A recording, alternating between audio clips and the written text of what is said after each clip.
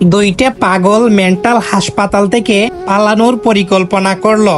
তখন প্রথম পাগল বলল, আমরা সকাল সকাল মেন গেট দিয়ে পাহারাদারকে খুব করে মারবো, তারপরে গেট খুলে পালিয়ে যাব। তখন দ্বিতীয় পাগল বলল, হ্যাঁ এটাই ঠিক হবে। পরের দিন সকালে পাগল দুইটা তাদের পরিকল্পনা মতো মেন গেটের সামনে উপস্থিত হলো, কিন্তু গেটে কোনো পাহারাদার ছিল না, আর গেটও খোলা ছিল। এত বড় চান্স পেয়েও তারা অনেক বড় বোকার মতো কাজ করে বসলো। আসলে পাগল তো পাগলই, তাই বলেই তো আজকে তারা এত বড় ভুল সিদ্ধান্ত নিল। এখন তারা দুজন এমন একটি কাণ্ড করে বসে, যেটা শুনে আপনি হাসি থামাতে পারবেন না। এদের কাণ্ড জ্ঞান দেখে তো আমি বেহুশ।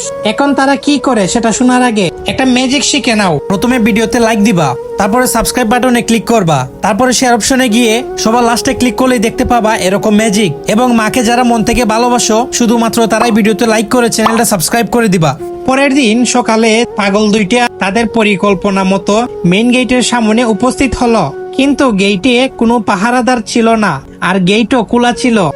তখন তারা পাহারাদারকে সেখানে দেখতে না পেয়ে নিরাশ হয়ে প্রথম পাগল বলল, ইস, আমাদের পরিকল্পনাটাই বেঁচতে গেল।